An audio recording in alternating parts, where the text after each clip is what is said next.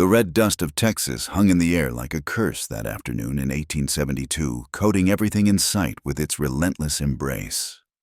The small town of Bitter Creek sat baking under the merciless sun, its wooden buildings weathered and worn like the faces of the men who frequented its saloons. Jacob Harlan stood at the edge of the town square, his weathered Stetson casting a shadow across steel-gray eyes that had seen too much of life's harshness.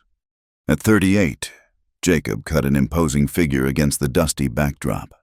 His broad shoulders filled out a leather vest worn smooth by years of hard riding, and his hands, scarred from rope burns and ranch work, rested casually on the pearl-handled revolvers at his hips. He was known throughout the county as a man of few words but many acres. The Harlan Ranch sprawled across 20,000 acres of prime grazing land, making him one of the wealthiest men in 3 counties. But wealth couldn't fill the empty spaces in a man's soul, and Jacob had plenty of those. The crowd gathering in the town square drew his attention. It wasn't unusual for Bitter Creek to host auctions, cattle, horses, equipment from failed homesteads. But something about this gathering felt different. The men clustered too close, their voices carrying an ugly edge that made Jacob's jaw tighten. He moved closer, his spurs jangling softly against the packed earth.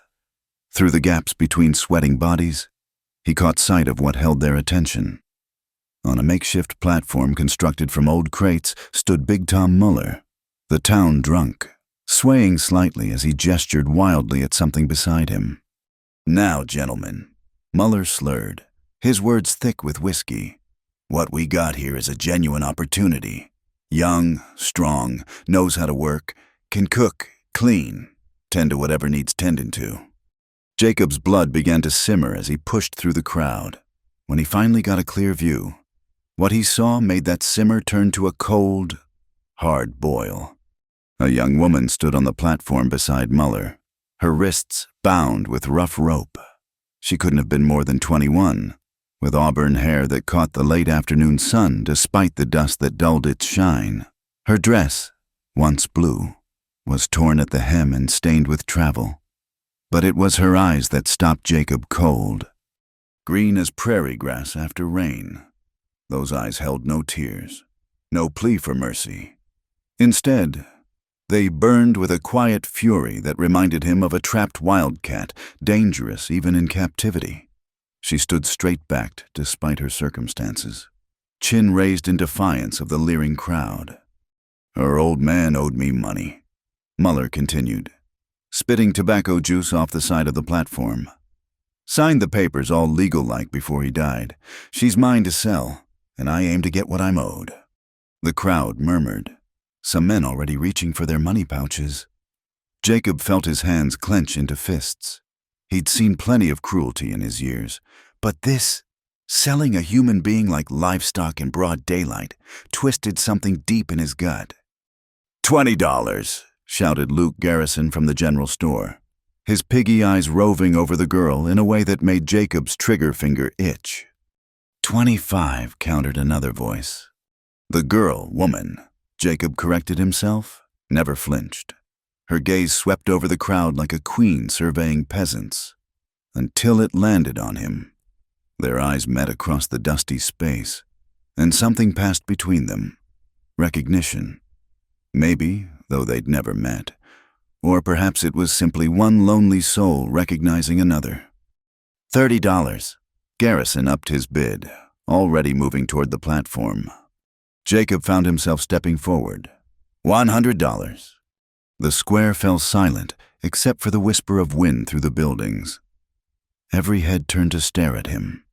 Muller's jaw dropped, revealing gaps where teeth should have been.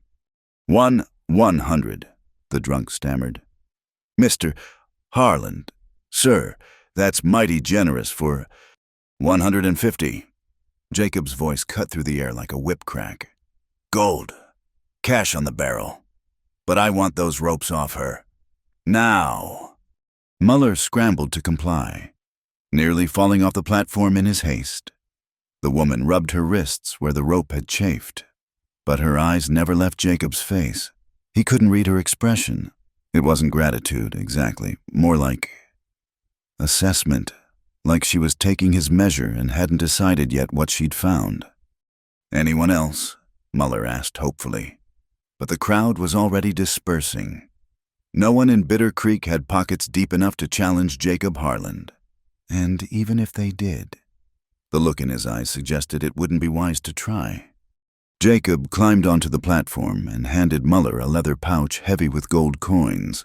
The drunk didn't even bother to count it, just clutched it to his chest and scurried away like a rat with stolen cheese. "What's your name?" Jacob asked the woman, keeping his voice neutral.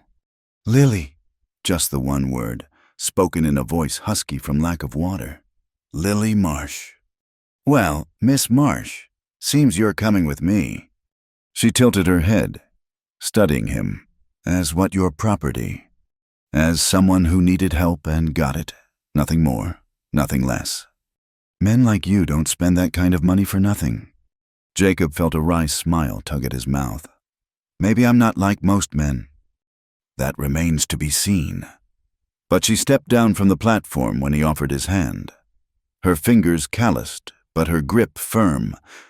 The walk to where he'd hitched his horse felt longer than usual, probably because half the town watched from windows and doorways. Jacob could feel their speculation like ants crawling on his skin. By nightfall, the gossip would have spread to every ranch within 50 miles. Jacob Harland had bought himself a woman. Let them talk. He'd stopped caring about their opinions long ago.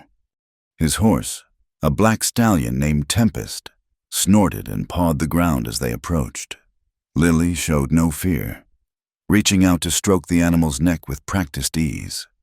"You know horses," Jacob observed. "I know a lot of things." She turned those green eyes on him again. "Question is, Mr. Harland, what is it you think you know about me? I know you were in a bad situation. I know you didn't cry or beg, which tells me you've got steel in your spine, and I know you're looking at me like you're trying to figure out if I'm going to be better or worse than what you just escaped from." Something flickered across her face. "Surprise. Maybe. And I figure that's smart. World hasn't given you much reason to trust." He swung up into the saddle and offered her a hand up. "But I'll tell you plain, I've got no interest in owning anyone. You're free to leave any time you want. I've just got a ranch that could use an extra pair of hands, and you look like you could use a place to rest without looking over your shoulder." She considered this for a long moment, then accepted his hand and settled behind him on the horse. "Fair enough, Mr. Harland, but don't expect me to be grateful." "Wouldn't dream of it." As they rode out of Bitter Creek, Jacob was acutely aware of her presence behind him, the careful way she held herself, not quite touching him despite the necessity of sharing the saddle. He caught a hint of lavender beneath the dust and sweat, and something about that small, stubborn bit of femininity in the midst of such harsh circumstances made his chest tighten. The Harland Ranch sprawled before them as they crested the final hill, the setting sun painting the vast grasslands gold and crimson. The main house stood solid and imposing, built from stones hauled from the nearby hills, with a wide porch that wrapped around 3 sides. Beyond it, the stables, bunkhouse, and various outbuildings spoke of a well-run operation. "It's big," Lily said, the first words she'd spoken since they'd left town. "It's empty," Jacob replied before he could stop himself. He'd lived alone in that house for 5 years now, ever since he'd learned that some wounds don't heal just because you throw money at them. He helped her down from Tempest, noting how she winced slightly when her feet hit the ground. How long had Muller made her stand on that platform? The thought sent fresh anger coursing through him. "Maria," he called, and his housekeeper appeared at the door, a plump Mexican woman with gray streaking her black hair. Her eyes widened when she saw Lily, but years of working for Jacob had taught her not to ask questions. "Si, Senor Jacob. This is Miss Marsh. She'll be staying with us. Can you set her up in the blue room and maybe draw a bath?" "Of course." Maria's face softened as she took in Lily's condition. "Come, Mia. We get you cleaned up." "Yes." Lily looked back at Jacob. and for the first time he saw uncertainty in those fierce green eyes. "What's the catch, mister?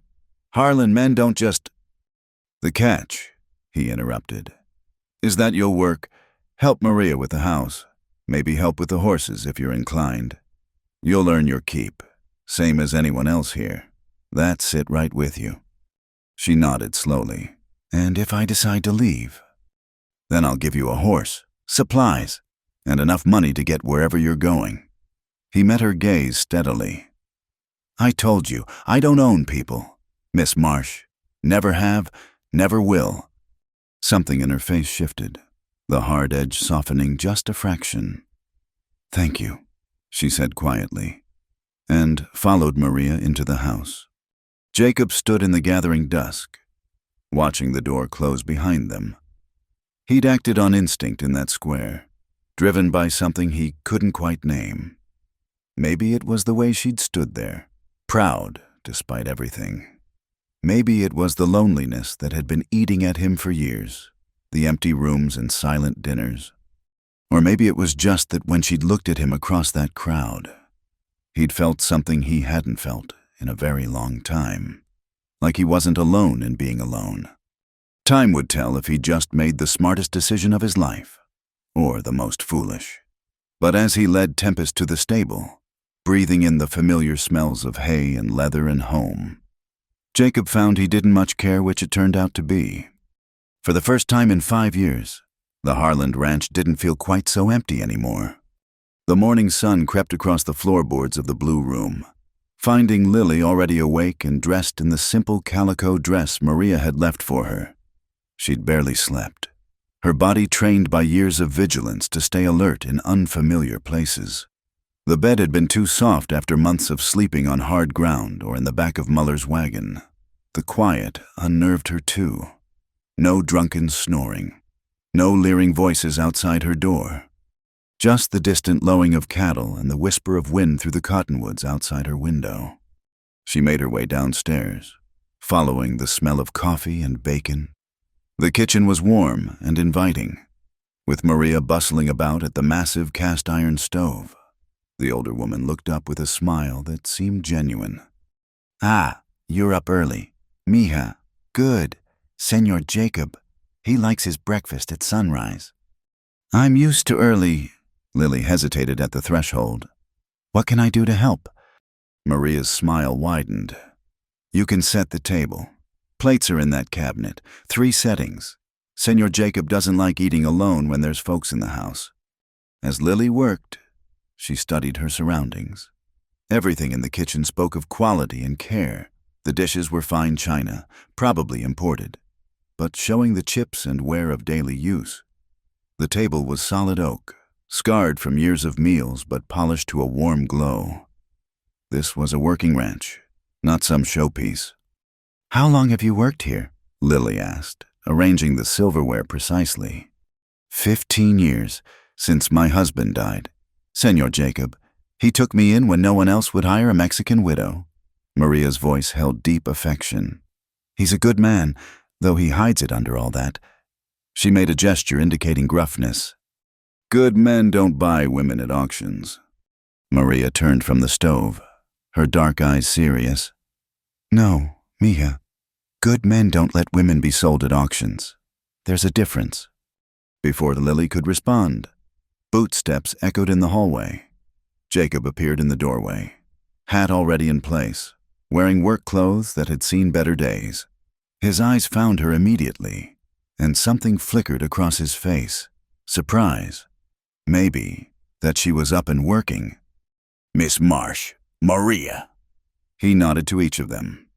"Smells good." "Sit, sit," Maria commanded, setting a platter of eggs and bacon on the table. "Both of you, eat while it's hot." Lily found herself sitting across from Jacob, acutely aware of his presence. In the morning light, she could see the silver threading through his dark hair, the sun-carved lines around his eyes. His hands, as he reached for the coffee pot, showed the scars and calluses of a man who worked alongside his hired hands. "Sleep all right?" he asked, his tone carefully neutral. "Fine, thank you." "That's a lie, but I'll let it pass. He took a long swallow of coffee. Takes time to trust a new place. I didn't sleep sound my first month here either. This wasn't always your ranch. Inherited it from my uncle when I was 23. Came out from Missouri thinking I'd sell it. Go back home. A wry smile touched his lips. That was 15 years ago. They ate in relative silence, but it wasn't uncomfortable. Lily found herself stealing glances at him, trying to reconcile this quiet man with the one who'd thrown around gold like it was nothing. When breakfast was finished, he pushed back from the table. I'll be working with the horses today. You're welcome to come see the operation if you like. Might help you decide if you want to stay. You mean that about letting me leave? He met her gaze directly. I'm many things, Miss Marsh, but I'm not a liar. You're free to go whenever you choose. After he left, Lily helped Maria with the dishes, her mind churning. Freedom to leave was all well and good, but leave to where she had no family left, no money save what Jacob might give her, and no good reputation to trade on. The world beyond this ranch held nothing but more men like Muller, more auction blocks, more degradation. You want to see something? Maria asked, drying her hands on her apron. Come. She led Lily through the house to a room at the back, an office, by the look of it, with a massive desk and walls lined with ledgers. Maria pointed to a framed photograph on the wall. It showed a younger Jacob standing beside a beautiful woman with dark hair and a gentle smile. Elena, Maria said softly. His wife. She died 5 years ago. Fever took her and the baby she was carrying. Lily studied the photograph. The Jacob in the picture looked different, lighter.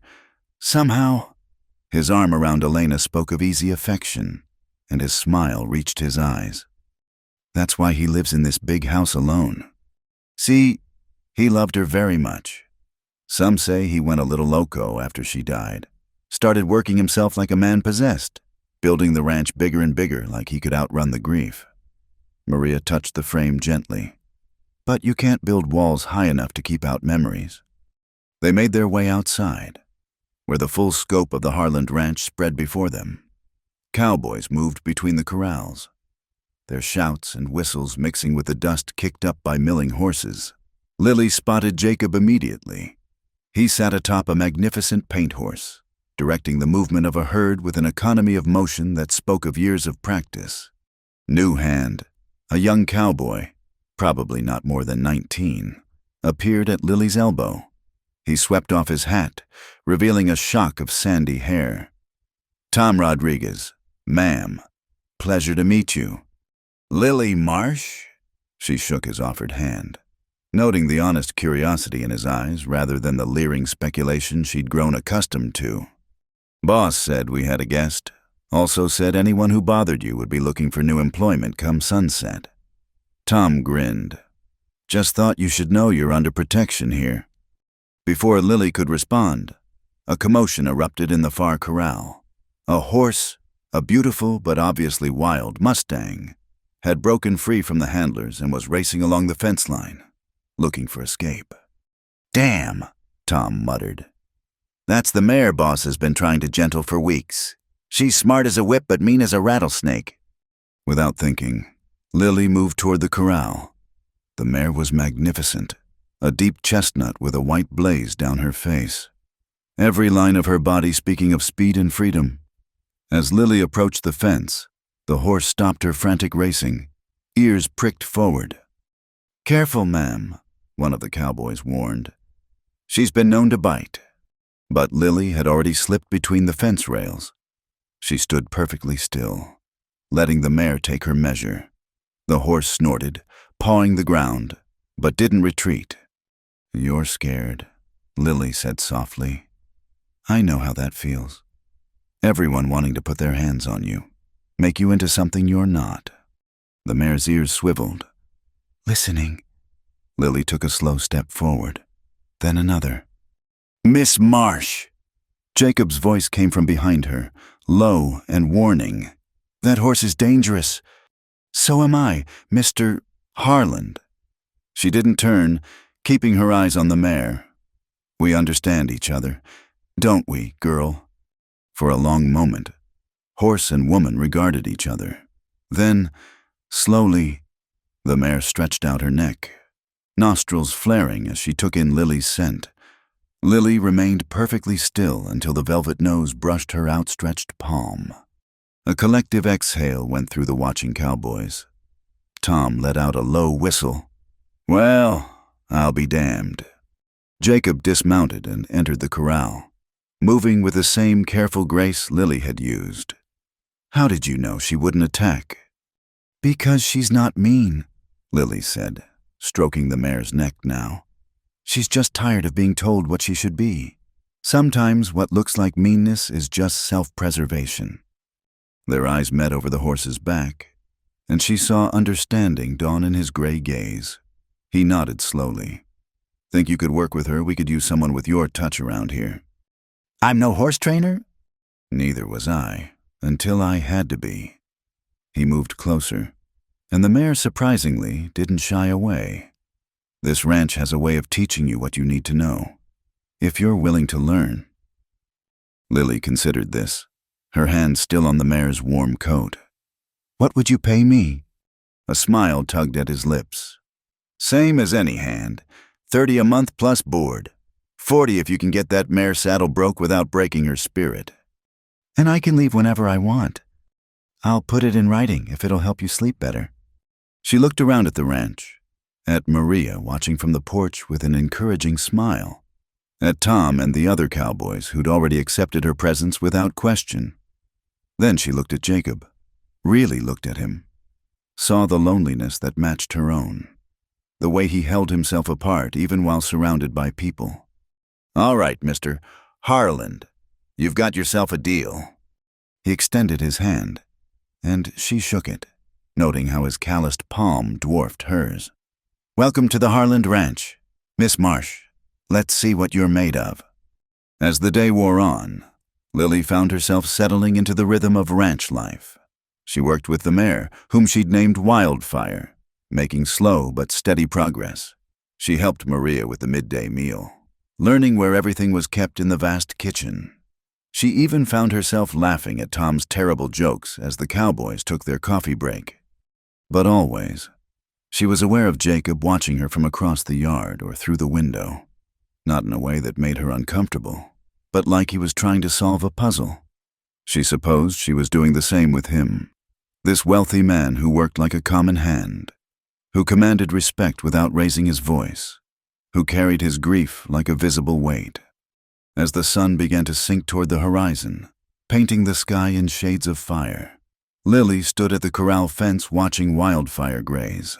The mare would come to her now, seeking the sugar cube she'd learned to hide in her pockets. "She trusts you."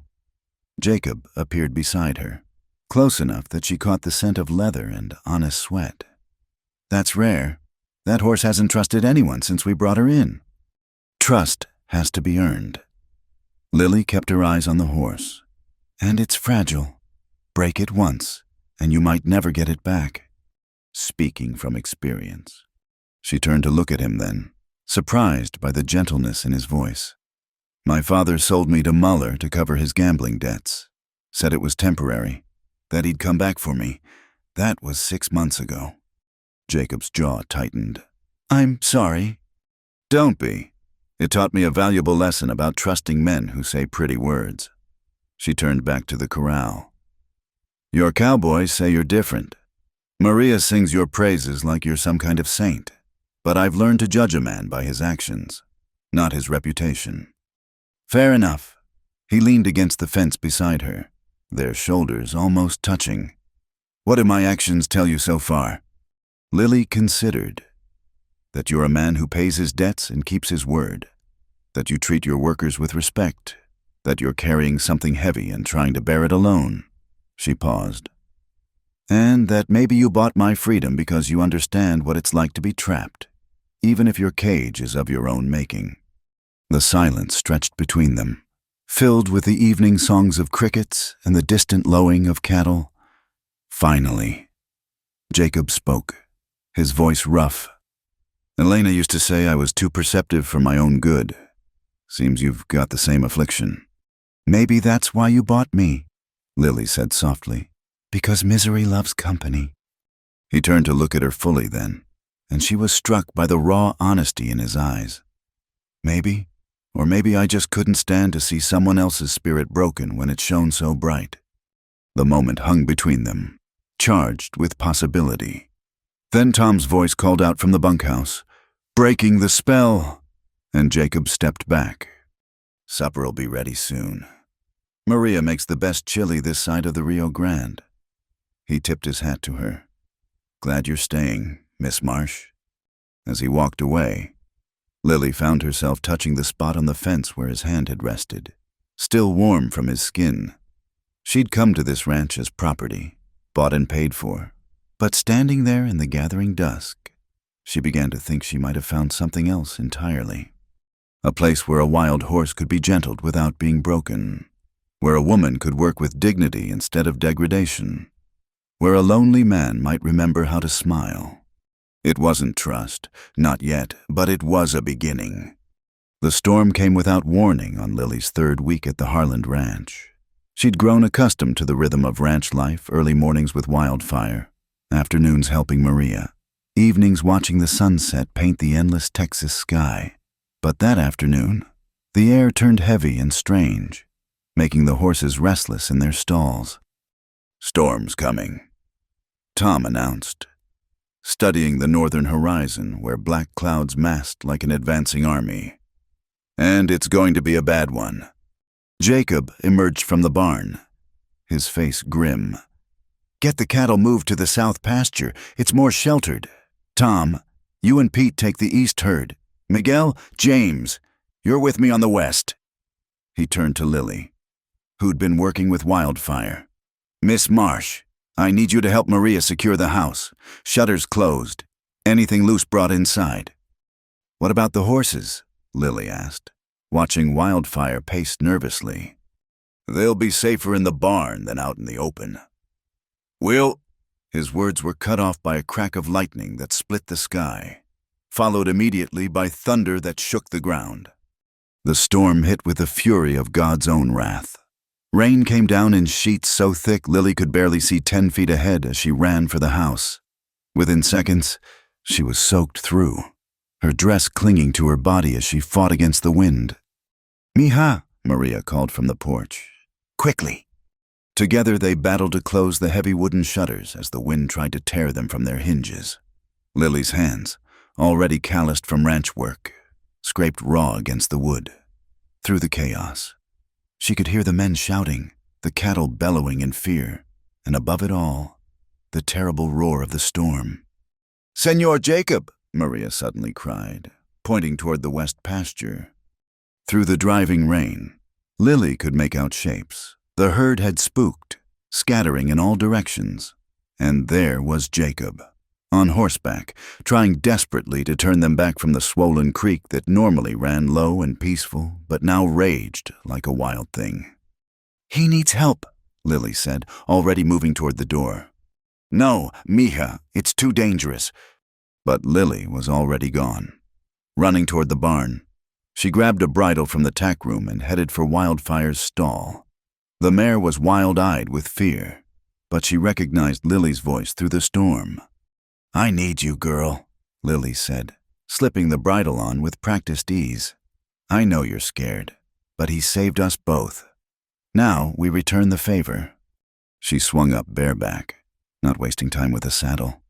Wildfire burst from the barn like her namesake, and Lily had to grip hard with her knees to stay mounted.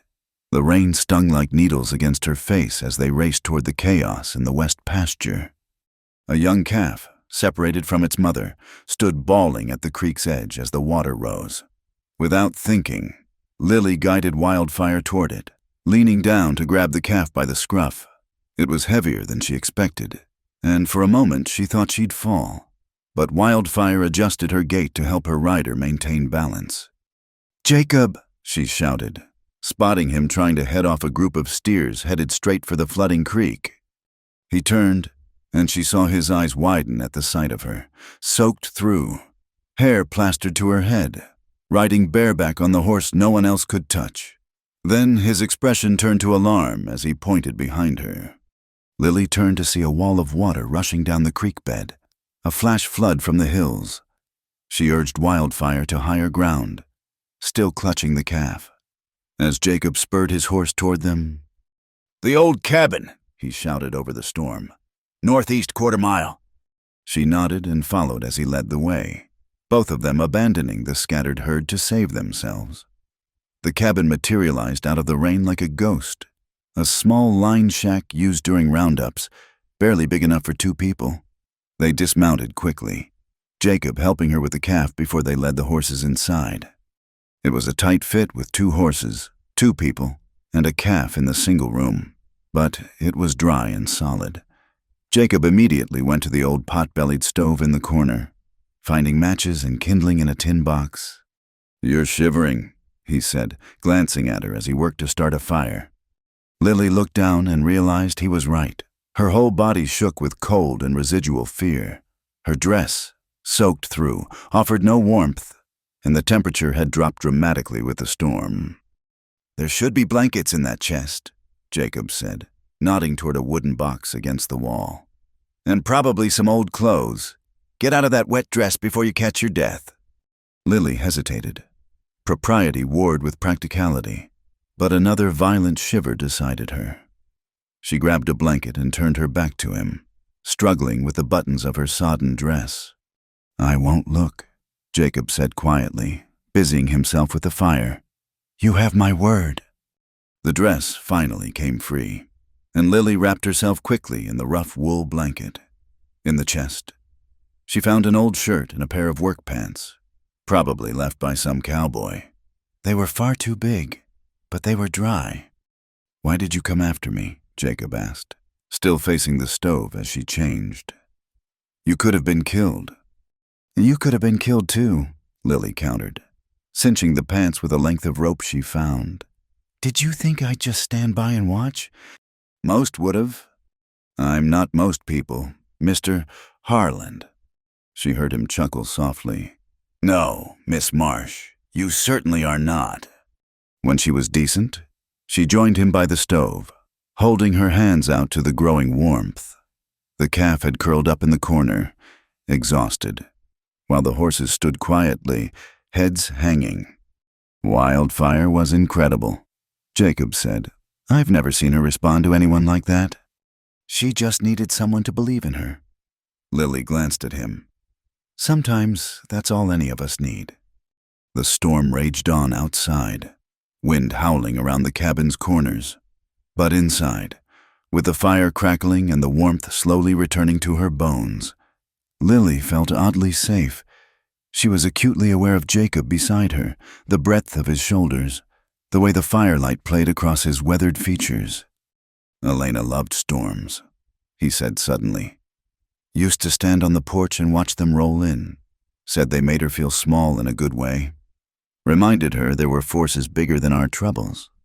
"She sounds like she was wise."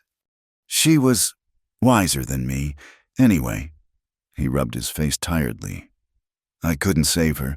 You know, when the fever took her, all my money, all my land, none of it mattered. She died anyway, her and the baby both." Lily's heart clenched at the raw pain in his voice. Without thinking, she reached out and touched his arm. "That wasn't your fault." "Wasn't it? I'm the one who brought her out here, away from her family in San Antonio. She wanted to make me happy, so she never complained about the isolation, the hard life." He stared into the fire. "Maybe if we'd been in the city, near doctors." "You can't live on maybes," Lily said softly. "Trust me, I've tried. All it does is poison the present with ghosts of a past you can't change." He turned to look at her then, really look at her, and the intensity in his gray eyes made her breath catch. "Is that what you do, live in the present?" "I try. It's not easy when you've been taught to expect the worst." She shivered again, though not from cold this time. Jacob moved closer, and suddenly the small cabin felt even smaller. "You're still cold." "I'm fine." "You're a terrible liar, Miss Marsh." But he said it with such gentle humor that she couldn't take offense. He grabbed another blanket from the chest and draped it around her shoulders. his hands lingering perhaps a moment longer than necessary. The wind chose that moment to slam something against the cabin wall, making them both jump. Lily laughed, a nervous sound, and then groaned as another shiver racked her body. "This is ridiculous," Jacob muttered. "Come here." Before she could protest, he'd sat down with his back against the wall and pulled her against his side, wrapping his arm around her. Lily stiffened, every instinct screaming at her to pull away, to maintain the careful distance she'd learned to keep from men. "Just warmth," he said quietly. "Nothing more. You're no good to anyone if you freeze to death." Slowly, incrementally, she relaxed against him. He was warm and solid, and she could hear his heartbeat through his shirt, steady, reliable, oddly comforting. The storm continued its assault on the cabin, but inside their small shelter, peace descended. "You'll drive me crazy," she murmured, only half aware she was speaking aloud. "What was that?" Lily's eyes flew open. Had she really said that? "Nothing, this is complicated," he suggested. That's one word for it. She should move away. She knew she should. But the warmth of his body, the safety of his presence, held her in place. Jacob laughed, a rich sound that rumbled through his chest. "Everything about you has been complicated since the moment I saw you on that auction block. Lily Marsh." The use of her first name sent an unexpected thrill through her. When had she stopped thinking of him as Mr. Harland and started thinking of him as Jacob? "I should have let you buy your horses in peace," she said. "I wasn't there for horses. I was there for, he paused. "Honestly, I don't know why I was there. Maybe fate. You don't strike me as a man who believes in fate." "I didn't used to." His arm tightened around her slightly. "But then a wild woman on a wild horse came racing through a storm to save a fool cowboy from drowning. And now I'm not so sure." They sat in silence after that, listening to the storm gradually exhaust itself. The fire burned lower, casting dancing shadows on the walls. The calf snored softly in its corner, and even the horses had dozed off. Lily knew she should feel afraid, or at least wary. She was alone with a man who'd essentially bought her, trapped by a storm with no chaperone but a calf and 2 horses. But all she felt was an odd sense of rightness, as if all the broken paths of her life had led to this moment, this place, this man who held her like she was something precious rather than something purchased. "The storm's passing," Jacob said eventually, though he made no move to release her. "I know. We should head back. Maria will be beside herself with worry." "I know." Neither of them moved. Outside, the rain had gentled to a patter, and somewhere in the distance, a nightbird began to sing. "Thank you," Jacob said quietly, "for coming after me, for caring enough to risk your life for someone who started as a stranger." "You're not a stranger anymore," Lily admitted, and felt the truth of it settle into her bones. When they finally made it back to the ranch house, Maria fussed over them like a mother hen, forcing hot soup and dry clothes on them both. The other cowboys had made it back safely, though they'd lost some cattle to the flood. But as Lily lay in her bed that night, warm and dry and safe, all she could think about was those moments in the cabin, the solid warmth of Jacob's presence, the rumble of his laugh, the way he'd held her like she was worth protecting. She was in trouble. She realized, deep trouble, because somewhere between racing through a storm and sheltering in his arms, she'd started to do the one thing she'd sworn she'd never do again. She'd started to trust. Worse, she'd started to care. "You'll drive me crazy," she whispered to the darkness, and wondered if maybe that wouldn't be such a bad thing after all. The whispers started small, like tumbleweeds catching on fence posts before the wind carried them away. But in a town like Bitter Creek, gossip had a way of growing until it became a dust storm that choked everything in its path. Lily first noticed the change when she accompanied Maria to town for supplies, nearly a month after the storm. The general store, usually filled with friendly chatter, fell silent when they entered.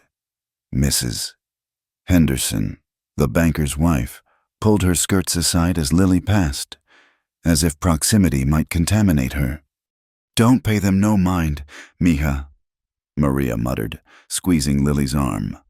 Small minds got nothing better to do than flap their gums. But it was hard to ignore the stares, the whispered conversations that stopped when she drew near, the way even the shopkeeper's smile seemed strained as he tallied their purchases. "That's the one," Lily heard Mrs. Patterson hiss to her companion as they left. "Living out at the Harlan place bold as brass, no decent woman would stay unchaperoned with a man, especially after what happened to his poor wife." The words stung more than Lily cared to admit. She'd grown comfortable at the ranch, found purpose in her work with the horses, friendship with the cowboys who treated her with respectful camaraderie. She'd even begun to think of the place as home, but now the town's judgment pressed down on her like a physical weight. They're saying things, she told Jacob that evening, finding him in the stable checking on a mare ready to foal. about me, about us. He didn't look up from the horse. "Let them talk." It's not that simple. Your reputation. "My reputation." Now he did turn, his gray eyes flashing. "I stopped caring what this town thought the day they showed up at Elena's funeral, more interested in who'd inherit the ranch than in paying their respects. But the ranch needs business from the town. If they turn against you because of me, then they weren't worth doing business with in the first place." He gentled his tone. "Lily, I've weathered worse storms than wagging tongues. Don't let them chase you off." She wanted to believe him, but the poison of public opinion had a way of seeping into everything. Over the next week, the situation worsened. Tom came back from town with a black eye, having defended her honor in a saloon brawl. One of their regular suppliers suddenly couldn't fill their orders. Even the preacher, riding out to check on his flock, made pointed comments about propriety and Christian values. The breaking point came on a sweltering afternoon when Gideon Cross paid an unexpected visit. Lily recognized him immediately, the neighboring rancher who'd been at the auction, whose eyes had stripped her bare even as Jacob outbid him. He rode up with 3 of his men, dust swirling around their horses like harbingers of trouble. "Harland," Gideon called out, not bothering to dismount. "Heard you've been having some troubles with suppliers." Jacob emerged from the house, his stride casual but his hand resting near his gun. "Nothing I can't handle. Cross." "Maybe not, but I'm a generous man, willing to help a neighbor in need." Gideon's smile was all teeth and no warmth. "Of course, I'd expect something in return. That pretty little filly you've been keeping, for instance." The air went electric. Lily, watching from the porch, saw Jacob's shoulders tense, saw Tom and the other cowboys drift closer with studied nonchalance. "Miss Marsh is my employee," Jacob said, each word precise as a bullet. "She's not for sale or trade." "Employee," Gideon laughed, ugly and knowing. "Is that what they're calling it now? Come on, Harland, we both know what she is. What kind of woman lets herself be bought at auction? What kind stays with the man who bought her?" "The kind who works an honest day for honest pay," Lily said, stepping forward before Jacob could respond. "The kind who trains horses no one else can touch and keeps books that haven't been kept proper in years. Or hadn't you heard? Mr. Cross, I'm quite accomplished for a fallen woman." Gideon's face darkened. "You've got a mouth on you, girl. "And you've got 2 seconds to get off this property before I decide it needs cleaning with your blood," Jacob said quietly. The threat in his voice was unmistakable. Gideon studied him for a long moment, then laughed again. "This isn't over. Harland, that girl's trouble. And when she brings your house down around your ears, remember I tried to warn you." After they left, Lily found her hands were shaking, not from fear, but from anger, at Gideon, at the town, at the unfairness of it all. "I should go," she said quietly. "He's right. I am trouble for you. You're not going anywhere." Jacob's voice was firm. Not because of that snake or anyone else. But if they turn the whole county against you, Then I'll buy my supplies elsewhere, ship my cattle to a different market. I've got money enough to outlast their spite. He moved closer, his presence solid and reassuring. Unless you want to go. No, she admitted. I don't want to go. Then that's settled. But it wasn't settled. Not really. That evening, Maria pulled Lily aside with a worn envelope. I wasn't going to say nothing, the older woman began. But you should know. This came for Senor Jacob yesterday. Lily recognized the handwriting. Mrs. Henderson's precise script. She didn't need to read it to know what it contained. Warnings about his eternal soul, his reputation, the memory of his sainted wife. All because of her. Does he know? He burned it without reading. But mija, there will be more. These people, they're like vultures. They smell blood and circle. That night, Lily couldn't sleep. She stood at her window, watching clouds chase across the moon, wrestling with the truth she'd been avoiding. She cared about Jacob, more than cared, if she was honest. The thought of leaving made her chest ache, but the thought of being the cause of his downfall was worse. A soft knock at her door interrupted her brooding. Lily, I saw your light. She opened the door to find Jacob in the hallway, looking as sleepless as she felt. Couldn't sleep either. Mind's too full. He hesitated. Would you... There's something I want to show you. Curiosity won over propriety. She grabbed a shawl and followed him outside, across the yard to a small fenced area she'd never paid attention to before. In the moonlight, she could make out 2 headstones. Elena, Jacob said softly. And the baby, I come here when I need to think clearly. Lily stayed silent, sensing this was important. After she died, this whole town tried to matchmake. Every widow, every daughter of marrying age, paraded past me like prize heifers. They saw the ranch, the money, the big house. Not one of them saw me. He turned to look at her. Until you... Jacob. You've never once asked about my money. Never hinted about marriage or security or any of the things those proper town ladies angle for. You just see me, the broken parts along with the rest. Because I've got broken parts too, Lily said quietly. Maybe that's why we fit. The words hung between them in the night air. Lily's heart raced, but before she could respond, he continued. I know what Gideon said today, what the town's saying, but I need you to understand. I didn't buy you at that auction. I bought your freedom. There's a difference. I know, she whispered. Do you?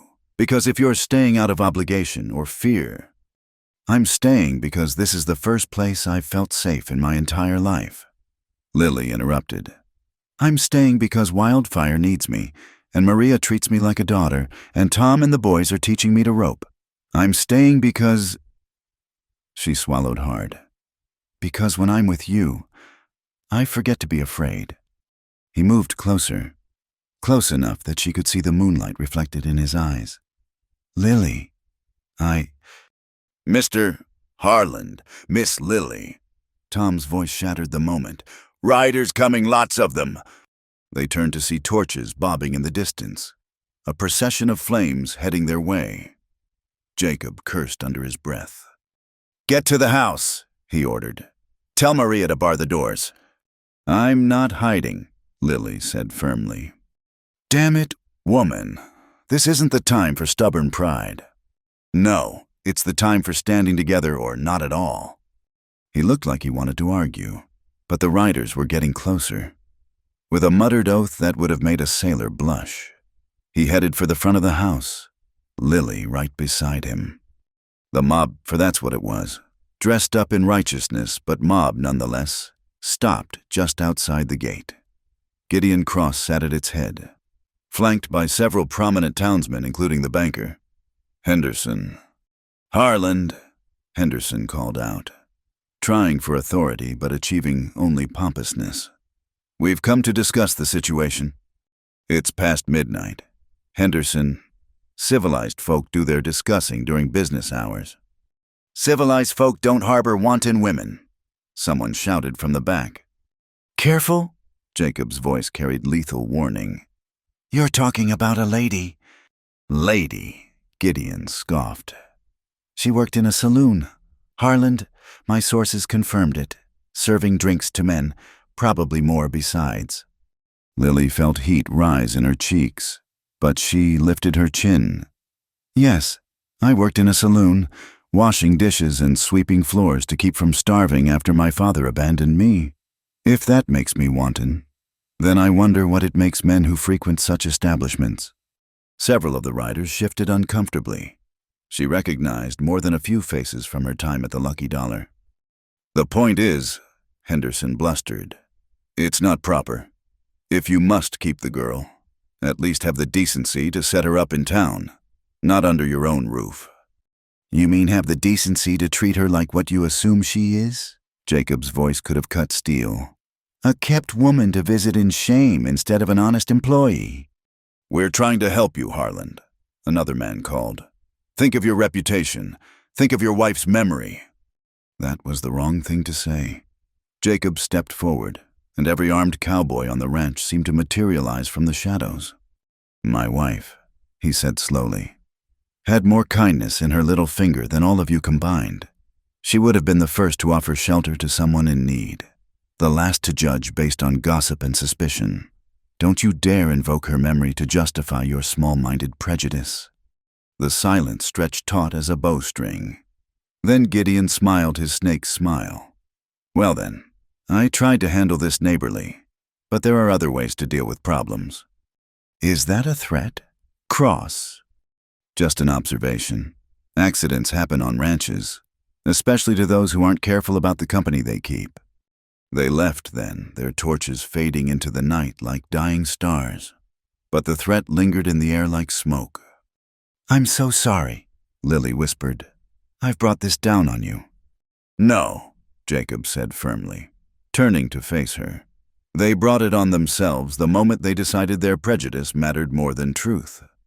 He looked at the assembled cowboys. Any man who's uncomfortable with the situation is free to draw his pay and leave. No hard feelings. Tom spat tobacco juice into the dirt. Hell, boss. Only thing I'm uncomfortable with is missing my beauty sleep. These fools want trouble. They'll find plenty. A chorus of agreement rose from the others. Lily felt tears prick her eyes at their loyalty, not just to Jacob, but to her. Thank you, she managed. Ain't nothing, miss. One of the older hands said, we know quality when we see it, in horses and in people. As the men dispersed back to their posts, Jacob lingered. This isn't over, he warned quietly. Gideon doesn't make idle threats. I know. Lily wrapped her shawl tighter around herself. Maybe I should. If you say leave one more time, I might do something drastic. Like what? He was quiet for so long she thought he wouldn't answer. Then, like admit that I'd rather face down every narrow-minded fool in Texas than watch you go. Her breath caught. Jacob. Go to bed, Lily. Tomorrow we'll figure out how to weather this storm. But as she lay in bed, listening to the cowboys keeping watch, Lily wondered if some storms were too big to weather. The town's hostility was one thing. Gideon's threats were another. But the growing feelings between her and Jacob, that might be the most dangerous storm of all. The cattle drive began at dawn. 3 days after the midnight confrontation, Jacob had decided to move 500 head to market in Fort Worth, partly for business, but mostly to get away from the poisonous atmosphere of Bitter Creek. He'd asked Lily to come along to help with the horses and keep the drive's records. Are you sure about this, boss? Tom asked as they prepared to head out, leaving the ranch short-handed with cross-making threats. Miguel and the others can handle things for 2 weeks. Jacob replied, checking his saddle. Besides, Cross is a coward. He won't move without his mob backing him.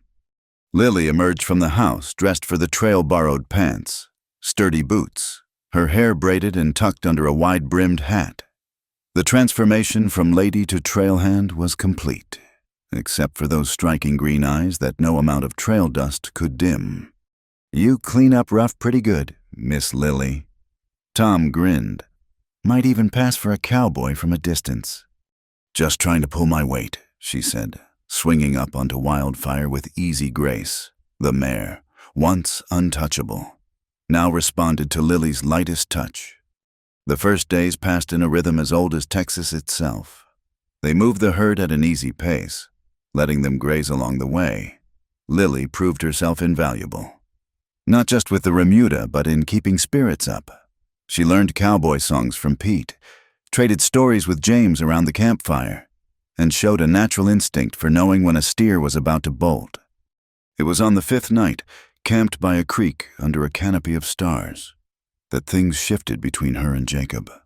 They'd just finished dinner, beans and biscuits, coffee strong enough to float a horseshoe, when Tom pulled out his harmonica. The mournful tune drifted across the prairie, mixing with the lowing of cattle and the crackle of the fire. "Dance, Miss Lily?" Pete asked, half joking. "Been a while since any of us stepped proper with a lady." "I don't know any proper dances," Lily admitted. "Never had much call for it." "I'll teach you," Jacob said suddenly, standing and extending his hand.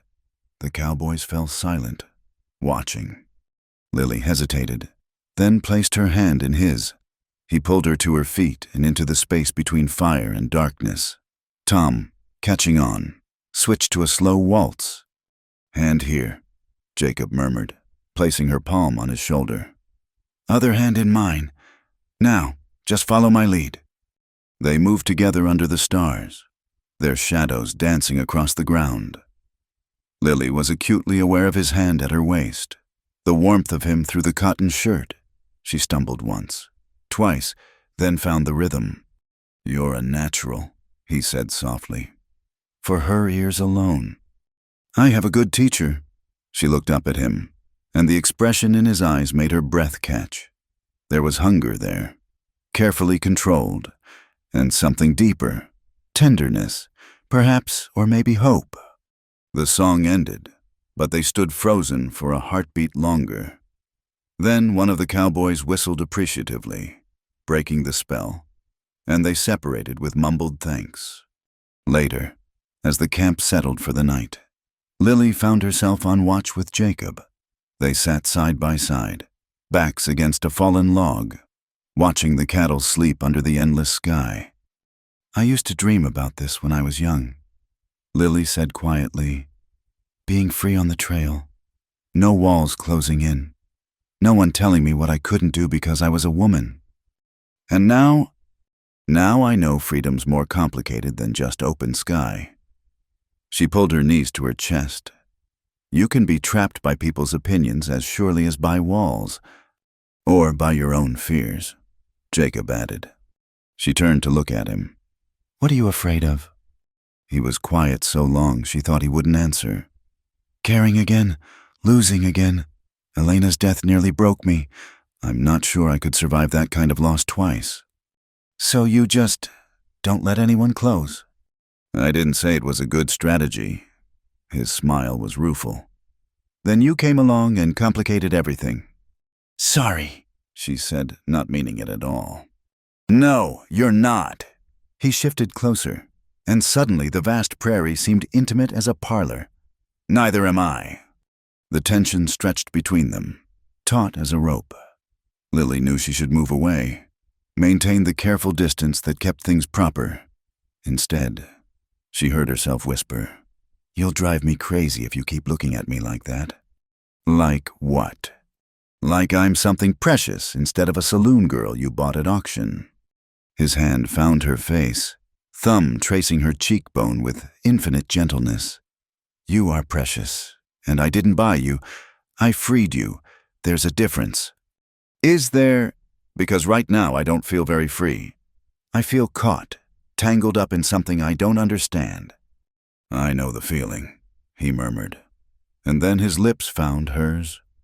The kiss was everything first kisses should be, tender and fierce, questioning and answering all at once.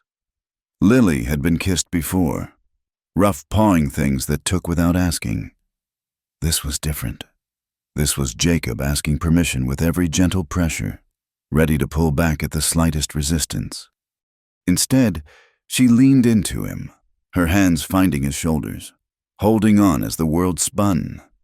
He tasted of coffee and promise, and when they finally broke apart, both breathing hard, she felt fundamentally changed. "I've wanted to do that since the storm," he admitted, resting his forehead against hers. Why didn't you?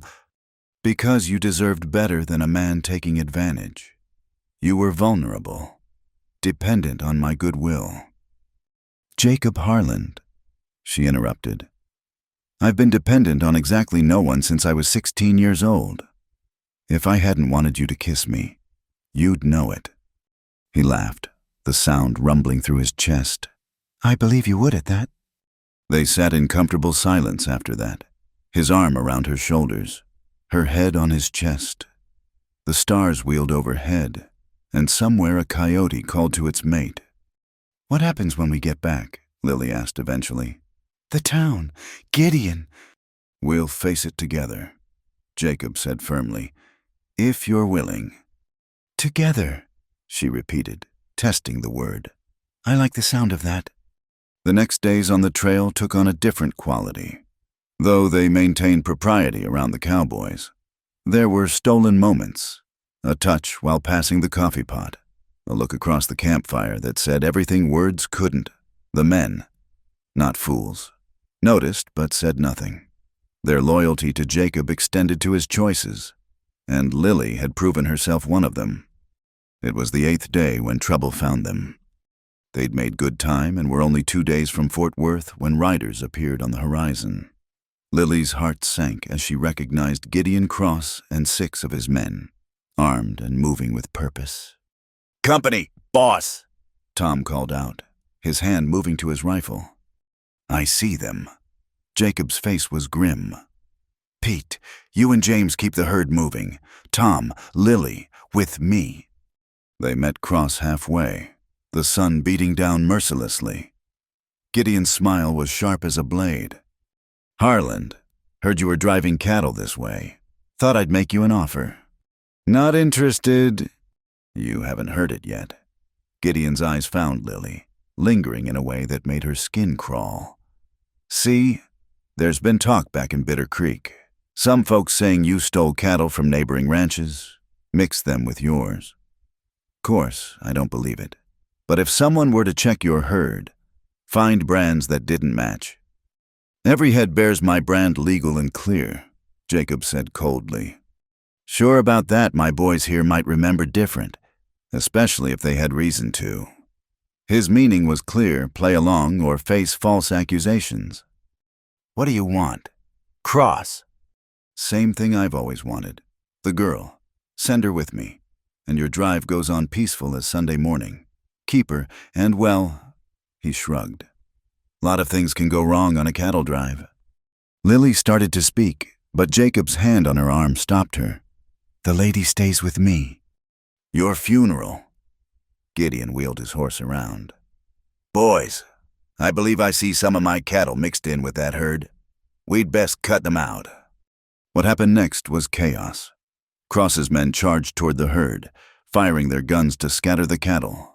The carefully controlled drive became a stampede in seconds, 500 head of longhorn running wild across the prairie. "The ravine!" Pete shouted, pointing to where the land dropped off sharply. "They're heading for the ravine." Without thinking, Lily spurred Wildfire forward. The mare responded like lightning, cutting through the chaos toward the front of the stampede. She had to turn them before they reached the edge, or they'd lose half the herd. Behind her, she heard gunfire, not to spook cattle now, but the sharp crack of a real fight. But she couldn't think about that, couldn't worry about Jacob. The ravine loomed ahead, and the lead steers were only yards from disaster. Wildfire seemed to understand what was needed. The mare put on a burst of speed Lily didn't know she possessed. Pulling alongside the lead steer, Lily leaned out, using her coiled rope to strike the steer's flank, trying to turn him. Once, twice. The steer veered right, away from the ravine. The herd following blindly, turned with him. They were safe, but still running. Lily stayed with them, gradually working to slow their panic, turn them in a wide circle that would burn off their fear without exhausting them. It felt like hours, but was probably only minutes before the herd finally stopped, sides heaving, eyes still showing white. Lily's arms ached, and she could feel Wildfire trembling beneath her. "You magnificent woman!" Tom appeared beside her, grinning despite a cut on his cheek. "That was the finest piece of riding I've ever seen." "Jacob," she asked urgently, "is he—" "See for yourself." She turned to see Jacob approaching, his shirt torn and a bruise forming on his jaw, but whole. Relief hit her so hard she nearly fell from the saddle. Cross, she managed. Running back to Texas with his tail between his legs. We convinced them their claim wouldn't hold up to scrutiny. His eyes devoured her, checking for injuries. "That ride! Lily, you saved the herd." "Wildfire saved the herd. I just held on." "Don't." He reached up, pulled her down from the saddle and into his arms. "Propriety be damned. Don't diminish what you did. You were incredible."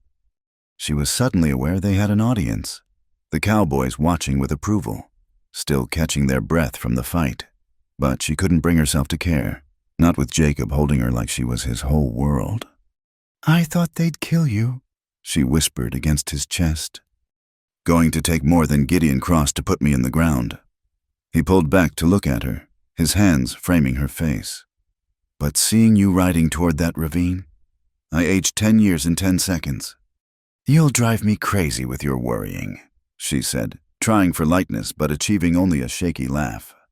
He kissed her then, right there in front of God and everyone. It was different from their first kiss. Desperate, claiming, a promise and a declaration all at once. When they broke apart, Tom whistled. "About time." The cowboy said, "We were starting to take bets on when you'd quit dancing around each other." That broke the tension, and everyone laughed. They spent the rest of the day gathering scattered cattle, treating minor injuries, and putting the herd back together. By evening, they were camped by a stream, the day's danger feeling almost like a dream. But Lily knew it was just the beginning. Cross wouldn't give up easily, and his influence in town was strong. The question was whether what she and Jacob were building was stronger. As if reading her thoughts, Jacob found her by the stream as she watered Wildfire. "He'll be back," she said quietly. "I know. He won't stop until he destroys you or gets what he wants. Then he'll die trying." The flat certainty in his voice should have frightened her. Instead, she found it comforting. She turned to face him. "I won't be the cause of—" He silenced her with a finger to her lips. "You're not the cause of anything except me remembering how to live instead of just exist. Cross was always going to be a problem. He's wanted my land for years. You just gave him an excuse to act on it." "But—" "No buts. We're in this together. Remember, you chose to stay? I chose to fight for you. That's what partners do." "Partners," she repeated, tasting the word. "Is that what we are?" "Among other things," he said, pulling her close. "Give me time. Lily, let me court you proper when we get back. You deserve better than stolen kisses on the trail." "What if I like stolen kisses on the trail?" His laugh was rich and warm. "Then I'll have to steal a few more before we reach Fort Worth." "You'll drive me crazy," she murmured, but she was smiling. "Good," he said, and proved it with another stolen kiss under the Texas stars. 2 days later, they drove the herd into Fort Worth, dusty and tired but triumphant. As they collected their payment and prepared for the journey home, Lily felt a shift in herself. She'd left the ranch as Jacob's rescued ward, someone seeking shelter. She was returning as his partner, his equal, the woman who'd saved his herd and stolen his heart. Whatever waited for them in Bitter Creek, they'd face it together. And for the first time in her life, Lily wasn't afraid of the future. She was eager for it. The smoke was visible from 5 miles out. Black clouds billowed into the clear Texas sky, and Jacob spurred Tempest into a gallop before the awful realization fully formed.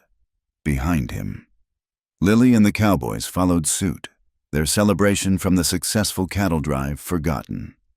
The east barn was fully engulfed when they thundered into the ranch yard. Flames licked hungrily at the wooden structure, while Miguel and the remaining hands fought desperately with buckets of water from the well. The horses! Maria screamed from the porch. Some are still inside. Without hesitation, Jacob plunged toward the inferno, but Lily was already ahead of him. She'd leaped from wildfire and grabbed a wet blanket from the water trough, throwing it over her head as she disappeared into the smoke. Lily, no! Jacob roared, but she was gone. Inside, the heat was suffocating. Smoke burned her eyes and throat as she felt her way along the stalls. 3 horses remained, paralyzed by terror. She recognized one immediately, Elena's mare, Duchess, the last living reminder of Jacob's wife. "Easy, girl," she croaked, grabbing the mare's halter. The horse reared, eyes rolling white, but Lily held on grimly. "Come on, we're getting out of here." A beam crashed down behind them, sending up a shower of sparks. Using strength born of desperation, Lily hauled Duchess toward the door, then plunged back for the others. Her lungs screamed for clean air. Her skin felt like it was blistering, but she couldn't leave them to burn. Strong arms suddenly wrapped around her, dragging her back. "The roof's coming down!" Jacob shouted in her ear. "Move!"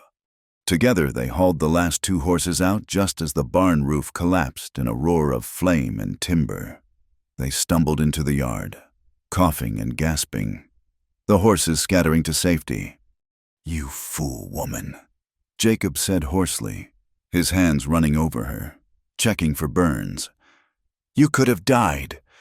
"So could you," she shot back, then noticed his arm. "You're hurt." Blood soaked through his shirt where a falling board had gashed him. Before she could examine it further, Tom's shout drew their attention. "Riders coming, it's Cross." Gideon Cross rode in like a conquering general, flanked by 20 men including Henderson and several prominent townspeople. His satisfaction was evident even through the smoke and chaos. "Terrible thing. Fires," he said conversationally. "Spread so fast in dry weather. Lucky it was just the barn." "You son of a—" Jacob started forward, but Lily caught his good arm. "He wants you to attack him," she whispered urgently. "Don't give him the excuse." Gideon's smile widened. "Smart woman. Smarter than I gave her credit for." He raised his voice. "I've come with a proposition. Harland, and this time, I brought witnesses to ensure everything's legal and proper." "Speak your piece and get off my land." "Simple enough. I'll buy your ranch. Fair price. Enough for you to start over somewhere else. Maybe California. I hear it's nice. You and your companion could have a fresh start where nobody knows your history." "Not interested." "No. Well, there's another option." Gideon produced a document from his coat. Signed statements from concerned citizens about the moral turpitude being conducted on this ranch. Unmarried woman living with a man. Corrupting influence on the community. Suspicion of other illegal activities. "Lies. All of it." Jacob snarled. "Maybe, but mudsticks. Harland, how many suppliers will deal with you when your reputation's ruined? How many hands will work for you? How many banks will extend credit?" He paused for effect. Of course, if Miss Marsh were to leave, permanently, these concerns might just disappear. The silence stretched taut, broken only by the crack of dying flames. Lily felt every eye on her, felt the weight of the choice being laid at her feet. Stay and watch Jacob lose everything, or leave and save him. "I have another proposition," she said, stepping forward. Gideon's eyes glittered with triumph. "I'm listening." "Single combat. You and me, if I win. You leave this ranch alone permanently. If you win—" She swallowed hard. "I'll go with you willingly." "Absolutely not." Jacob said immediately. Lily, no, Maria cried. But Gideon was already laughing.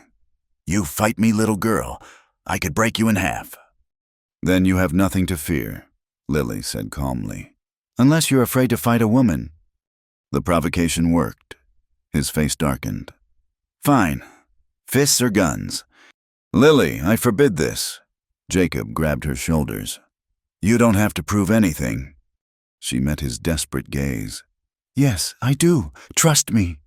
Something in her eyes must have convinced him because his grip loosened, though anguish filled his face. Knives? Lily said to Gideon. First blood wins. Your funeral, sweetheart. They cleared a circle in the yard. Someone produced 2 knives, not fighting blades, but work knives, sharp and practical. Lily hefted hers, feeling the balance, remembering lessons learned in places no lady should have been. You sure about this, miss? Tom asked quietly, offering her water. My father was many things, she said, loud enough for all to hear. But before he became a drunk and a gambler, he was an army scout. He taught me to fight because he said the frontier doesn't care if you're male or female. It'll kill you just the same.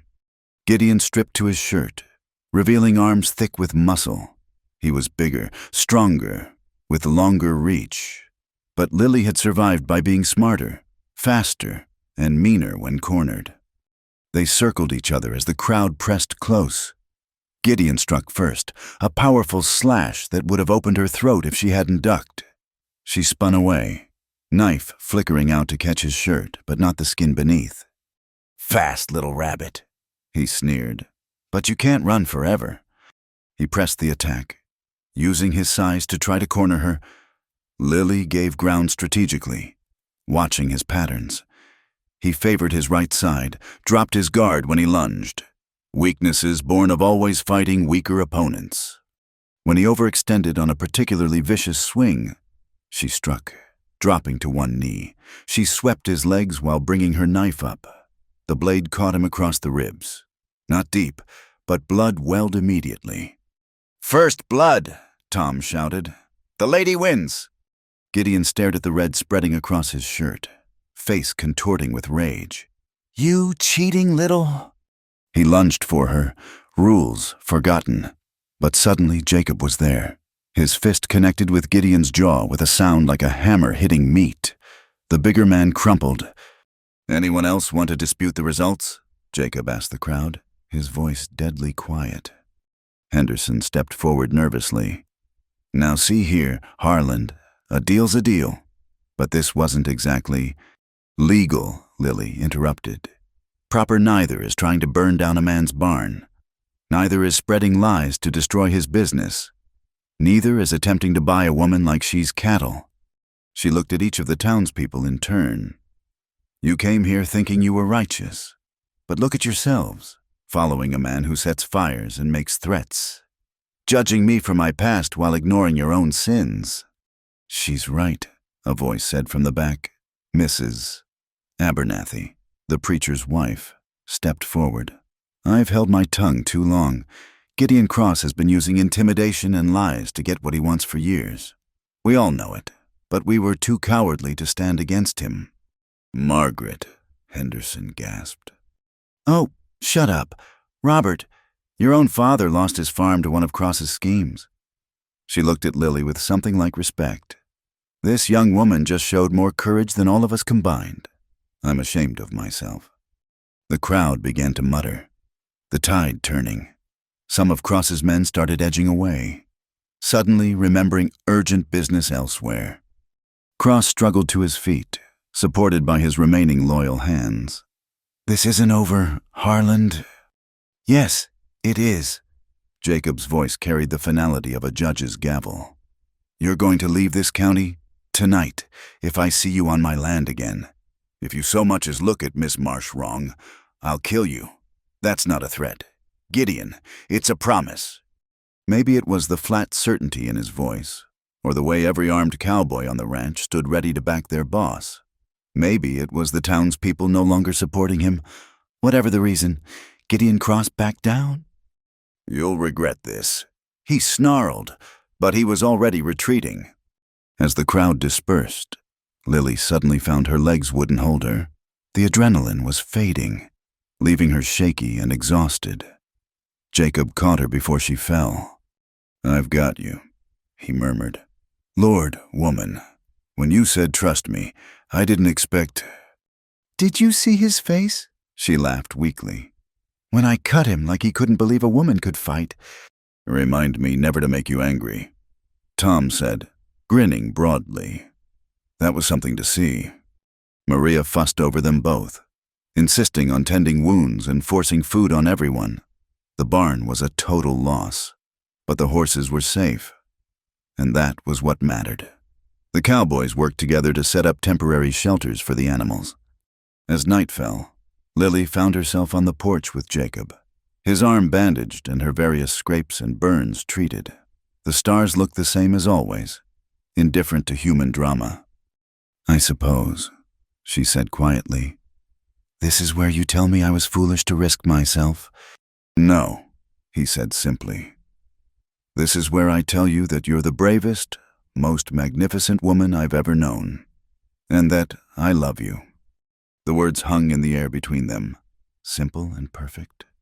"Even though I drove you crazy?" she asked, her heart pounding. "Especially because you drive me crazy." He cupped her face gently. "You saved my horses, faced down my enemy, and showed this whole town what real courage looks like. How could I not love you?" "Jacob," she whispered, tears threatening. "I love you too. I think I have since that night in the storm." He kissed her then, sweet and deep, a promise of all the nights to come. When they parted, he kept her close. "Marry me," he said. "Not because the town expects it or to quiet gossip. Marry me because I can't imagine a life without you in it." "Yes?" she said immediately, then laughed. "Though you know I'll always be that girl from the auction to some people." "Then they're fools," he said firmly. "You're Lily Marsh, the woman who tames wild horses and fights villains and saves what matters. You're going to be Lily Harland, my wife, my partner, my love. Let anyone dare say different." From inside the house came the sound of celebration. Maria had clearly been eavesdropping and shared the news. Tom's whoop could probably be heard in the next county. "You'll drive me crazy," Lily murmured against his lips, but she was smiling. "Forever," he promised, and sealed it with another kiss. The barn could be rebuilt. Cross was gone. The town's opinion would shift with time. What mattered was this: two souls who'd found each other across all the odds, choosing to face whatever came next together. In the distance, Wildfire whinnied, and Duchess answered. Even the horses, it seemed, approved of this match made in the wild heart of Texas. The news of Gideon Cross's true nature spread through Bitter Creek like wildfire through dry grass. Within a week, stories long buried began to surface. Families cheated. Debts called in cruelly. Threats made in darkness. Misses. Abernathy's courage at the ranch had opened a floodgate, and the town's fear transformed into righteous anger. Lily discovered this shift firsthand when she accompanied Maria to town for supplies. Instead of cold shoulders and whispered judgments, she was met with nods of respect, even a few tentative smiles. "Miss Marsh, Mrs. Henderson approached hesitantly outside the general store. "I owe you an apology. We all do. We let fear and prejudice blind us to the truth." Lily studied the banker's wife, seeing genuine remorse in her eyes.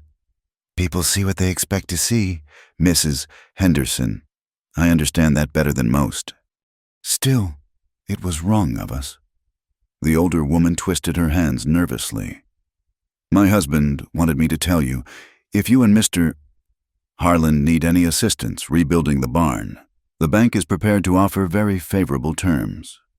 "That's kind of you," Lily replied, though she knew Jacob would never take their money. His pride ran too deep for that. As she loaded supplies onto the wagon, Sheriff Watson appeared, his weathered face grave. "Miss Marsh, might I have a word?"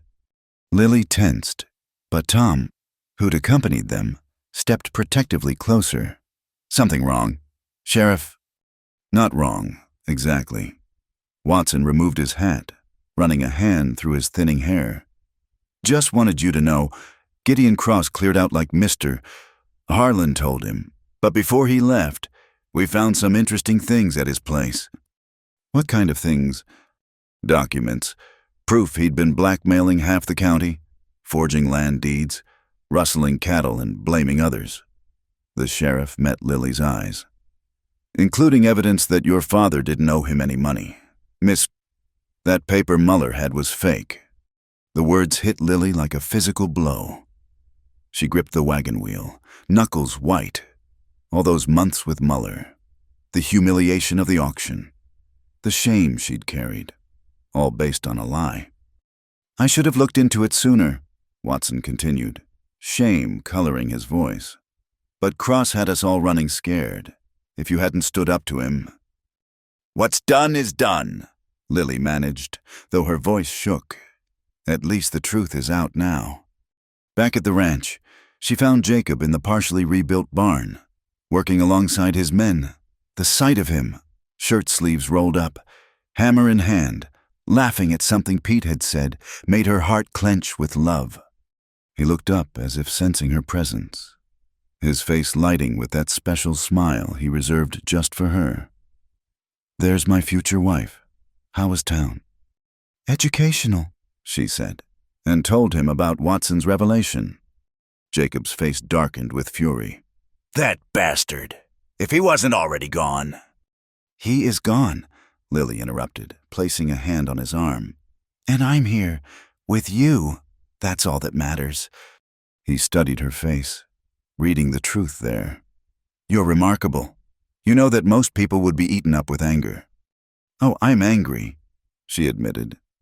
But I won't let Gideon Cross steal any more of my life. He's taken enough. Wise woman. He pulled her close, mindless of the cowboys working nearby.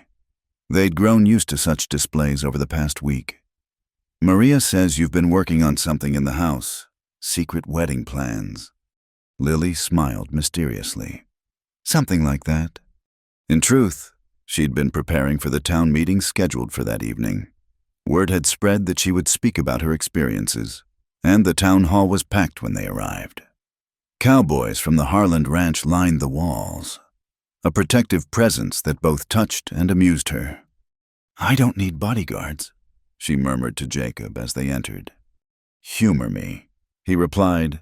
I almost lost you once. Never again. The crowd fell silent as Lily took the podium. She saw familiar faces, some friendly now, others still skeptical, all curious. My name is Lily Marsh, she began, her voice clear and strong. 2 months ago, I stood on an auction block in your town square. Today, I stand here free, not because of your charity or acceptance, but because one man saw my humanity when the rest of you saw only scandal. She told her story simply, her father's abandonment, the desperate months with Muller, the lies that had bound her. She spoke of finding sanctuary at the Harland Ranch, of discovering her own strength, of facing down a man who'd terrorized them all. I could hate you, she said, looking at faces that had turned away from her. But what purpose would that serve? We all make choices based on fear sometimes. The question is, what do we do when the fear is gone? What would you have us do? Asked Reverend Mitchell from the front row. Stop living in fear, Lily said simply. Stop judging by appearances. Stop letting powerful men dictate your conscience. Start seeing people, really seeing them. She stepped down from the podium, but before she could return to her seat, Mrs. Abernathy stood. I motion. The preacher's wife said loudly, that this town officially thank Miss Marsh for her courage in exposing Gideon Cross's crimes, all in favor. The ayes were overwhelming. Someone started clapping, then another, until the entire hall erupted in applause. Lily stood frozen, tears threatening, until Jacob's warm hand found hers. Looks like you've conquered more than just wild horses, he murmured in her ear. Over the following days, The change in the town's attitude was remarkable. People who'd crossed the street to avoid her now stopped to chat. Ranchers who'd cut ties with Jacob resumed business. The preacher himself rode out to discuss wedding arrangements. Never thought I'd see the day, Maria marveled, watching from the window as another neighbor delivered a wedding gift. This house is filling up with presents. It's guilt, Lily said pragmatically, though she fingered the beautiful quilt misses. Henderson had brought with something like wonder. Maybe, Maria agreed. But also respect. You showed them what courage looks like. Mija made them ashamed of their cowardice. The barn raising 3 weeks later proved Maria right. What should have been a simple rebuilding became a community event. Men who'd ridden with Cross now worked alongside Jacob's cowboys. Women who'd whispered poison now brought food and laughter. Even banker Henderson, soft from years behind a desk, gamely hauled lumber. It's like the whole county's trying to make amends, Tom observed, watching the organized chaos. Lily stood with Jacob on the porch, his arm around her waist. She wore a new dress, a gift from the ladies' auxiliary, of all things, and felt almost like she belonged. No more talk of leaving, Jacob asked softly. Never, she assured him. This is home now. As if to prove her point, Wildfire trotted over from the corral, nuzzling Lily's hand for the sugar cube she always carried. The mare had become something of a legend herself, the untamable horse who'd chosen the unconquerable woman. Speech, someone called out, and others took up the cry, speech from the soon-to-be bride. Lily felt heat rise in her cheeks, but Jacob nudged her forward with an encouraging smile.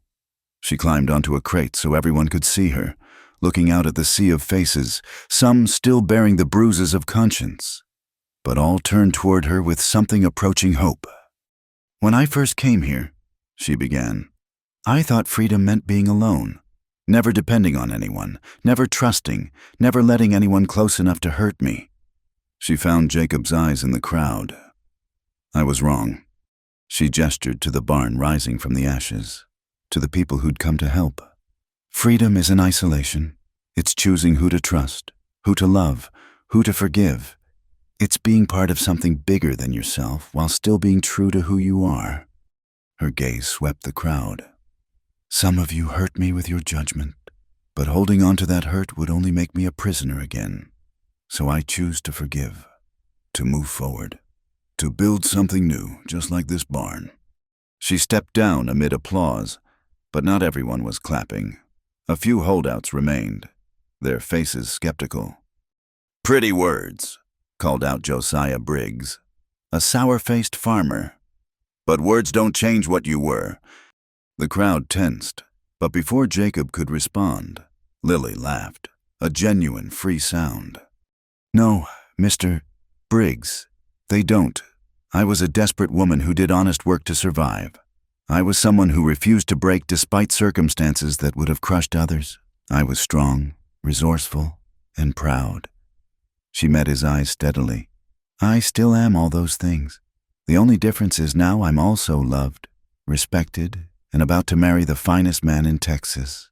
Can you say the same about your life? The laughter that followed was good-natured, and even Briggs cracked a reluctant smile. The tension dissolved like morning mist. As the sun set on the completed barn, the workers transformed into wedding guests. Tomorrow, Lily would marry Jacob in a ceremony the whole county would attend. Tonight, they celebrated with music, dancing, and the kind of joy that comes from wrongs made right. Dance with me, Jacob said, pulling her into his arms as Tom's fiddle sang out a waltz. Here, now in front of everyone. Especially in front of everyone. He spun her expertly, making her laugh.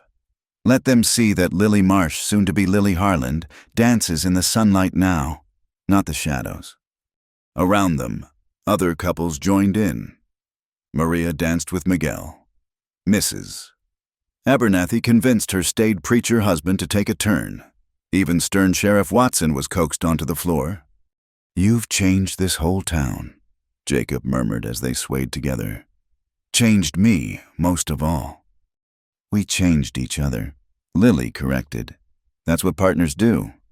As the stars came out, blessing the gathering with their ancient light, Lily looked around at the scene. A month ago, these people had shunned her. Now they celebrated with her. It wasn't perfect.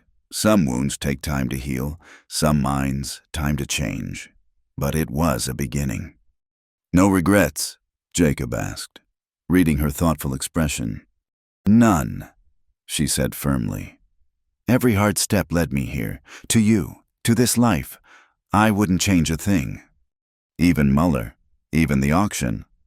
Even that, because without it, you might have just bought your horses and ridden on by. And then, where would we be? You'll drive me crazy with that philosophy, he said, but he was smiling.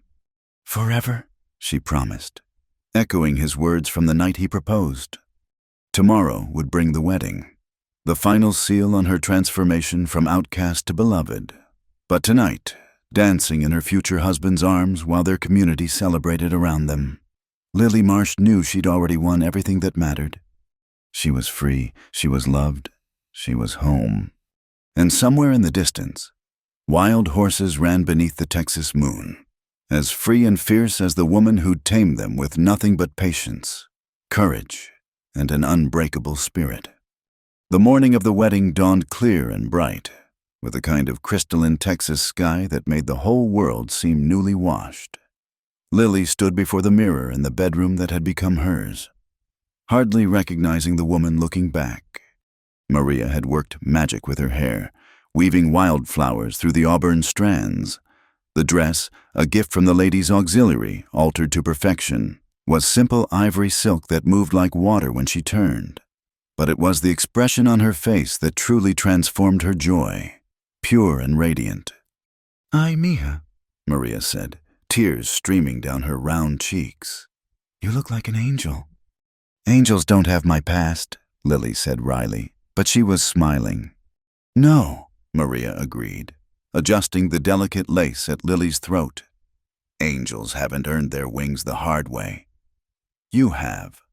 A knock at the door interrupted them. "Miss Lily," Tom's voice called. "Got something for you from the boss." Maria opened the door to reveal Tom in his Sunday best, looking uncomfortable but determined. He held out a small velvet box. "He said to tell you this belonged to his mama, and before that, his grandmama. Said if you don't like it, he'll buy you something new, but he hoped." Tom trailed off, clearly at the limit of his comfort with romantic messages. Inside the box lay a pearl necklace, lustrous and perfect, with a small gold cross pendant. Lily's hands trembled as she lifted it out. "It's beautiful," she whispered. "He also said to tell you he'll be the one at the front of the church looking like he won the biggest prize in Texas," Tom added with a grin, though I might have cleaned up the language a bit. The church was packed to overflowing when Lily arrived. It seemed the entire county had turned out, spilling onto the steps and gathering at the windows. As she paused at the door, gathering her courage, she felt a familiar presence. "Wildfire," she exclaimed softly. Someone, probably the Cowboys, had brought the mare to the church, her coat gleaming like burnished copper in the sun. Wildflowers braided into her mane to match Lily's hair. "Thought you might want your first friend here," Pete explained, holding the mare's lead. "She clean up nice too, don't she?" "She's perfect." Lily stroked the mare's neck, drawing strength from the solid presence. "We've both come a long way from that first day in the corral." The church doors opened, and music swelled. Lily had no father to give her away, had insisted she needed no one to hand her off like property. She would walk to Jacob on her own 2 feet, choosing her future with every step. The crowd rose as she entered, but Lily saw only Jacob waiting at the altar. He stood tall and proud in his black suit, his gray eyes bright with emotion. When their gazes met, his face broke into a smile so full of love and wonder that tears pricked her eyes. The walk seemed both endless and too quick. Then she was beside him, his hand warm and steady in hers. "You came," he murmured, low enough that only she could hear. Did you doubt it? Never. But seeing you here, looking like every dream I never dared to have. His voice caught. Reverend Mitchell cleared his throat, beginning the ceremony. But even as Lily spoke the traditional words, her mind drifted to all the moments that had led here, the auction block where fear had gripped her heart, the storm that had driven them together, the fire that had tested their bond. Each trial had only made them stronger. "Do you, Jacob, take this woman to be your lawfully wedded wife?" the Reverend asked. "I do," Jacob said, his voice ringing clear. "Today, tomorrow, and every day after." "And do you, Lily, take this man to be your lawfully wedded husband?" "I do," she said firmly. "With all my heart." "The rings—" Tom stepped forward with the bands they'd chosen, simple gold, inscribed inside with a single word, "Forever." As Jacob slipped the ring onto her finger, he spoke the words they'd written together. "With this ring, I choose you, not because law or custom demands it, but because my heart knows no other path. You are my partner, my equal, my love. Where you go, I go. What you face, we face together." Lily repeated the words, her voice steady despite the tears sliding down her cheeks. "You saw me when I was invisible, valued me when I felt worthless, loved me when I thought I was unlovable. You are my home, my freedom, my forever choice." "By the power vested in me," Reverend Mitchell said, beaming, "I now pronounce you husband and wife. Jacob, you may kiss your bride." The kiss was sweet and fierce, a promise and a claiming all at once. The church erupted in cheers, and somewhere outside, Wildfire whinnied as if adding her own congratulations. They turned to face the congregation as husband and wife. The same people who had once whispered poison now threw flower petals, their faces bright with genuine joy. Even crusty Josiah Briggs was dabbing at his eyes. The reception was held at the ranch, the new barn decorated with ribbons and wildflowers. Tables groaned under the weight of food contributed by every family in the county. Music filled the air, and laughter rang across the prairie. "Mrs. Harland," Jacob said, pulling Lily into his arms for their first dance as married folks. "How does it feel?" "Like coming home," she answered honestly. "Like every broken road was just leading me to you." They danced as the sun traced its path across the sky, pausing only for toasts and congratulations. Sheriff Watson made a speech about courage and redemption that left not a dry eye. Mrs. Abernathy presented them with a quilt made by all the church ladies, each square telling part of their story. "Look," the preacher's wife said, pointing to one panel.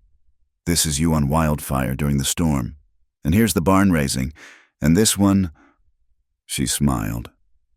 "This is today, your new beginning." As evening approached, Jacob caught Lily's hand. "Come with me, I have something to show you." He led her away from the celebration to a small rise overlooking the ranch.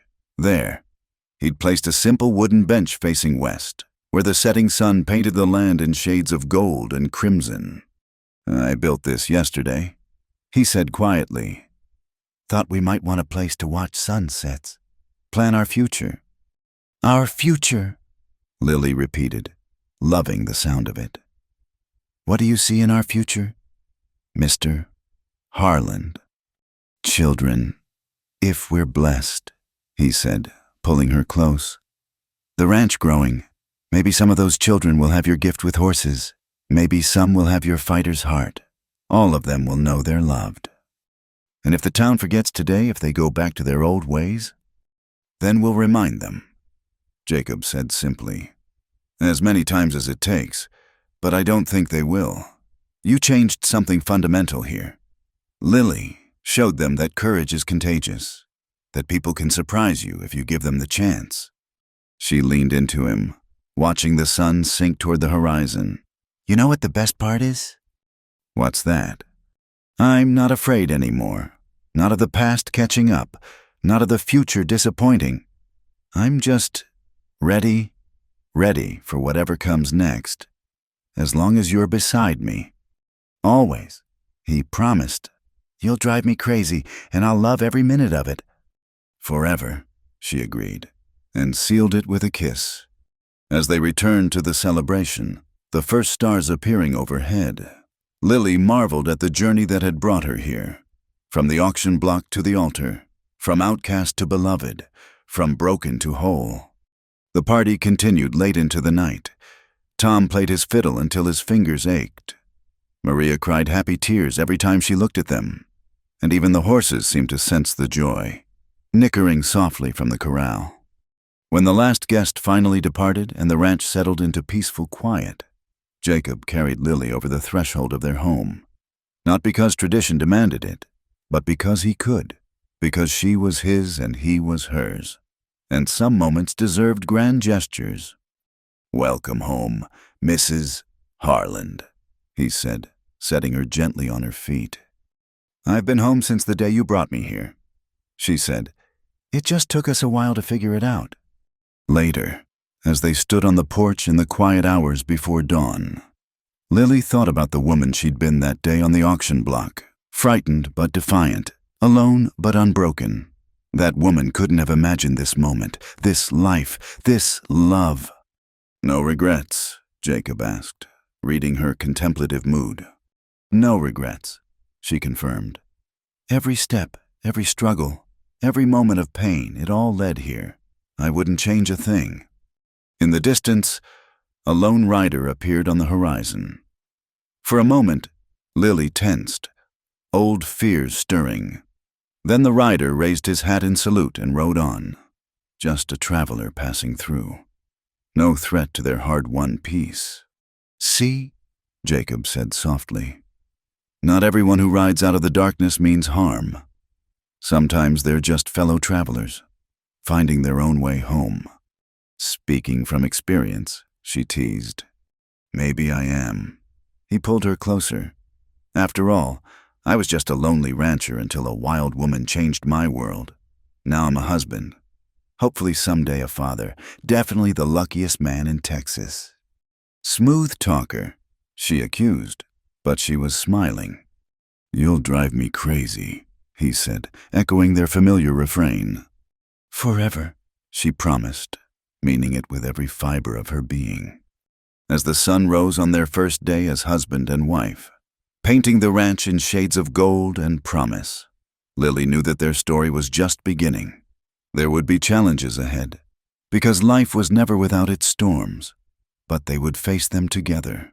Two souls who had chosen each other against all odds. The wild woman and the wealthy rancher, the outcast and the pillar of the community. But really, when you stripped away all the labels and looked at what truly mattered, they were simply Jacob and Lily proof that love could bloom in the harshest ground, that broken people could build something beautiful, that sometimes the best choices were the ones that drove you crazy. And as Wildfire called out her morning greeting from the corral, answered by the other horses in a chorus of whinnies, Lily laughed with pure joy. She was home. She was loved. She was free. The girl who'd stood on that auction block was gone, transformed into something stronger, fiercer, more beautiful. In her place stood Lily Harland, wife, partner, and living proof that with courage, love, and a little wild faith, anyone could write their own happy ending. Even in the untamed heart of the Old West, where only the strong survived, love had found a way, and it would endure, as endless as the Texas sky, as eternal as the promise of forever. Thank you all for listening to this story of love, courage, and redemption in the Wild West. I'd love to hear where you're listening from. Please share in the comments below so we can connect and discuss what touched your heart in Lily and Jacob's journey. If you enjoyed this tale, please subscribe to Wild West Night, give this video a like, and hit that hype button to help more people discover these stories of the American frontier. Your support means the world and helps keep these tales alive. Until next time, partners.